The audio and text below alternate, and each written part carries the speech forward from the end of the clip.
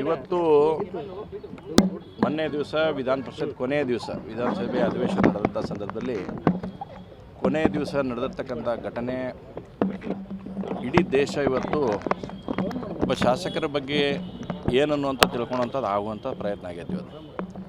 ನಾನು 2 ನಿಮಿಷ ನೀವು ಕೇಳಿದ್ದಕ್ಕೆ ಎಕ್ಸ್ಪ್ಲನೇಷನ್ ಮಾಡಿಬಿಡ್ತೇನೆ ನಾನು ಒಳ್ಳೆಯ ಭಾಷೆ. ನಾನು ಮಧ್ಯಾಹ್ನ ಊಟದ ನಂತರ ನಮ್ಮ ಹೌಸು ಸ್ಟಾರ್ಟ್ ಆಗೈತೆ. ವಿಧಾನಸಭೆ ಶಾಸಕರು ನಮ್ಮದೇನು ವಿಧಾನಸಭೆ ಇತ್ತು ಅದರಲ್ಲಿ ಕೂಡ ನಾವು ಭಾಗವಾಗಿದ್ವಿ. ಕಡೆಗೆ ನನಗೆ ಒಬ್ಬ ಶಾಸಕರು ಬಂದು ಹೇಳಿದ್ರಲ್ಲಿ CT ರವಿಯವ್ರಿಗೆ ಯಾರೋ ಹಿಂಗೆ ಹೊಡ್ಯಾಕತ್ತಾರ, ಅರ್ಜೆಂಟ್ ಬರ್ರಿ ಅಂತೇಳಿ ನಾನು ಅಲ್ಲೇ ಅಧಿವೇಶನದ ನಡೆದಂಥ ಸಂದರ್ಭದಲ್ಲಿ ಎದ್ದು ಹೊರಗಡೆ ಬಂದೆ. ನಾನು ಅಷ್ಟರೊಳಗೆ ಬ್ಯಾರಿಕೆ ಇದು ಹಾಕಿದ್ರು, ಅದು ಕದವನ್ನು ಮುಚ್ಚುವಂಥದ್ದು ಆಗಿತ್ತು. ಆ ಕಡೆ ನಿಂತು ಇಷ್ಟು ವಲ್ಗರಾಗಿ ಮಾತಾಡಕತ್ತಿದ್ರು ಅಂದ್ರೆ ಕೇಳಕ್ಕೆ ಕೂಡ ಯಾರಿಗೂ ಅಸಭ್ಯ ಅನಿಸೋಂಥ ನಿಟ್ಟಿನಲ್ಲಿ ಇವತ್ತು ಮಾತಾಡುವಂಥದ್ದಾಗಿತ್ತು. ನಿನ್ನ ಹೆಣ ಪಾರ್ಸಲ್ ಮಾಡ್ತೀವಿ ಆ ಥರ ಭಾಳ ಕೆಟ್ಟ ಶಬ್ದಗಳನ್ನು ಭಾಳ ಬಳಸಬಾರ್ದು. ನಾವು ಯಾರೂ ಕೂಡ ಆ ರೀತಿಯಾದಂಥ ಶಬ್ದಗಳನ್ನು CT ರವಿಯವ್ರ ಮೇಲೆ ಬಳಸಕತ್ತಿದ್ರು. ಆದರೆ ಭಾಳ ದುರ್ದೈವದ ಸಂಗತಿ ಇವತ್ತು ನೋಡ್ರಿ, ಒಂದು ಸಲ ಯೋಚನೆ ಮಾಡಿರಿ. ವಿಧಾನಸಭೆಯಲ್ಲಿ ಕೂಡ ಹಿಂದೆ ಆದಂಥ ಬೆಂಗಳೂರಿನಲ್ಲಿ ನಡೆದಾಗ ಯಾರೋ ಒಂದಿಷ್ಟು ಜನ ಬರ್ತಾರೆ ಪಾಕಿಸ್ತಾನ ಜಿಂದಾಬಾದ್ ಅಂತ ಹೇಳೋಕಾರ.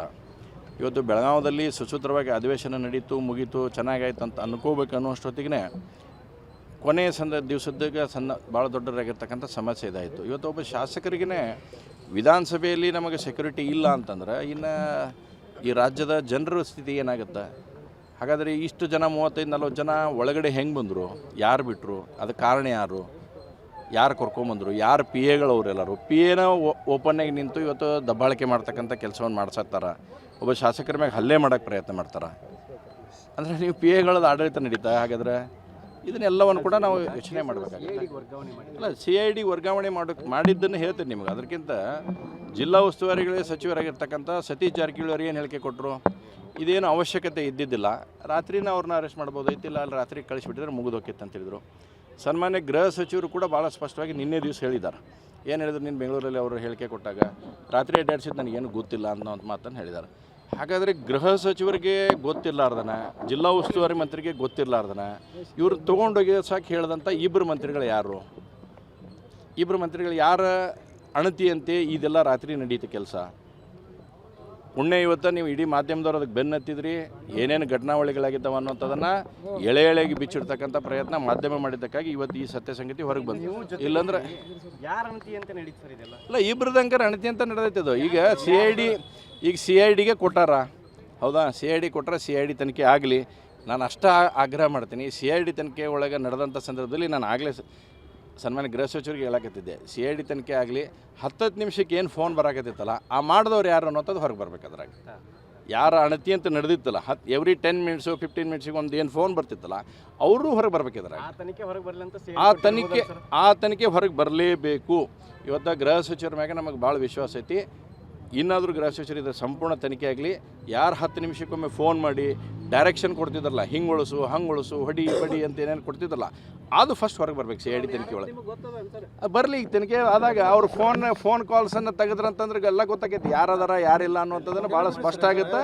ಆ ಸ್ಪಷ್ಟ ಆದಾಗ ಅವ್ರು ಯಾರು ಅಣತಿ ಅಂತ ನಡ್ಕೊಂಡಾರ ಅನ್ನೋದು ಗೊತ್ತಾಗ. ನೋಡಿರಿ, ಈ ರಾಜ್ಯದ ಗೃಹ ಸಚಿವರಿಗೆ ಗೊತ್ತಿಲ್ಲ ಯಾರು ಡೈರೆಕ್ಷನ್, ಹೋಮ್ ಮಿನಿಸ್ಟರ್ ಇದ್ದವ್ರಿಗೆ ಯಾರು ಡೈರೆಕ್ಷನ್ ಮೇಲೆ ನಡಿಬೇಕು. ಇವತ್ತು ಹೋಮ್ ಮಿನಿಸ್ಟರ್ಗೆ ಇಂಚಿಂಚು ಮಾಹಿತಿ ಇರ್ತಾವೆ. ಇಡೀ ರಾಜ್ಯದಲ್ಲಿ ಏನೋ ಒಂದು ಸಣ್ಣ ಘಟನೆ ಆಗಲಿ ದೊಡ್ಡ ಘಟನೆ ಆದಂದ್ರೆ ಸಂಪೂರ್ಣವಾಗಿರ್ತಕ್ಕಂಥ ಮಾಹಿತಿ ಸನ್ಮಾನ್ಯ ಗೃಹ ಸಚಿವರು ಸಿಗುತ್ತೆ. ಗೃಹ ಸಚಿವರು ಹೇಳಿದರು ರಾತ್ರಿ ಅಡ್ಡಾಡಿಸಿದ್ದು ನನಗೆ ಗೊತ್ತಿಲ್ಲ ಅಂತೇಳಿ. ಜಿಲ್ಲಾ ಉಸ್ತುವಾರಿ ಮಂತ್ರಿಗಳು ಸತೀಶ್ ಜಾರಕಿಹೊಳಿ ಹೇಳಿದರು ಇದೇನು ಅಷ್ಟು ನೆಸೆಸಿಟಿ ಇರ್ತಲ್ಲ, ಇದನ್ನ ಯಾಕೆ ಅಡ್ಡಾಡ್ಸಾರೆ ನನಗೂ ಗೊತ್ತಿಲ್ಲ ಅಂತ ಹೇಳಿದರು. ಮತ್ತು ನಿಮಗೆ ಜಿಲ್ಲಾ ಉಸ್ತುವಾರಿ ಮಂತ್ರಿಗೆ ಗೊತ್ತಿಲ್ಲ, ಗೃಹ ಸಚಿವರಿಗೆ ಗೊತ್ತಿಲ್ಲ, ಇದನ್ನು ಅಡ್ಡಾಡ್ಸೋರು ಯಾರು, ಅಡ್ಡಾಡ್ಸಕ್ಕೆ ಹಚ್ಚಿದವ್ರು ಯಾರು? ಆ ಮಹಾನ್ ನಾಯಕರು ಗೃಹ ಸಚಿವರನ್ನು 100% ಇದರ ಬ್ಲ್ಯಾಕ್ ಇಡುವಂಥ ಪ್ರಯತ್ನವನ್ನು ಆ ಮಹಾನ್ ನಾಯಕರು ಮಾಡಿದಾರ. ಯಾರ್ಯಾರು ಅನ್ನುವಂಥದ್ದು ಮಾಡಿದಾರ. ಅಲ್ಲ ನೋಡ್ರಿ, ಟೆಲಿಕಾಮ್ ತೆಗೆಸೋದು ದೊಡ್ಡದಿರಂಗಿಲ್ಲ. ಆದರೆ ಇವತ್ತು CIDಗೆ ಕೊಟ್ಟಿದ್ದಾರೆ ಅಂತ ಹೇಳಿದ್ದಾರೆ. CID ಅವರು ನಿಷ್ಪಕ್ಷಪಾತವಾಗಿ ತನಿಖೆ ಮಾಡಲಿ, ಕಾಲ್ ರೆಕಾರ್ಡ್ಸನ್ನು ಎಲ್ಲ ತೆಗಿಸ್ಲಿ. ಅಲ್ಲಿ ಒಳಗಿದ್ದ ಅಧಿಕಾರಿಗಳು ಏನನ್ನುವಂಥದ್ದು ನಮ್ಗೆ ಗೊತ್ತೈತಿ. ನಾವು ರಾತ್ರಿ ಎಲ್ಲ ಅಡ್ಡಾಡೀವಿ. ಮರುದಿವ್ಸ ರಾತ್ರಿ ದಾವಣಗೆರೆ ಮಠನೂ ಹೋಗೇ ನಾನು ಸನ್ಮಾನ CT ರವಿಯವ್ರ ಜೊತೆ ಇದ್ವಿ.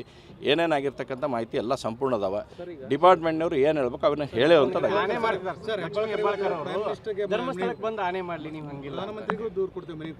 ಅಲ್ಲ ನೋಡ್ರಿ, ಅಣಿಪಾಣಿ ಒಳಗೆ ಯಾರು ನಂಬಿಕೆ ಐತ್ರಿ ಇವತ್ತು ಏನಾಗೈತೆ ಸಮಸ್ಯೆ ಅಂದ್ರೆ ರಾಜಕಾರಣಿಗಳಿಗೆ ಅಣಿ ಹಾಕಿ ಆ ದೇವ್ರನ್ನೂ ಸತ್ಯಕ್ಕೆ ಸಮಸ್ಯೆ ಮಾಡೋಂಥದ್ದು ತಂದಿಟ್ಟಾರೆ. ಸುಳ್ಳು ಹೇಳುವ ಅಣಿ ಮಾಡ್ತಾರೆ. ಏನು ಮಾಡಿಸ್ಬೇಕು ಇಂಥವನ್ನೆಲ್ಲ ಮಾಡೋದ್ರಿಂದ?